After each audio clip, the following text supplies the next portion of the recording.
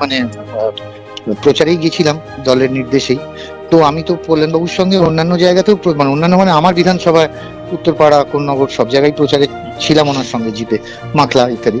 তো আজকে উনি বললেন যে নাকি গ্রামের লোকেরা নাকি রিয়াক্ট করবে, তুমি যেও না, সরি টু সে আমায় তো ভোটটা করতে হবে, ঠিক এইটা বলেছেন, সরি টু সে ভোটটা তো করতে হবে, প্লিজ কিছু মনে করো না, তুমি যেও না। তো আমি না বলেছেন, আমি নেমে চলে এসেছি। কেননা দেখুন, আমি দলীয় মানে প্রচারে আমি গেছিলাম। এবার তিনি যদি চাননি, হয়তো তিনি, জানি না, তার প্রচারের হয়তো কোনো আলাদা স্ট্র্যাটেজি আছে, তাই আমি যাইনি।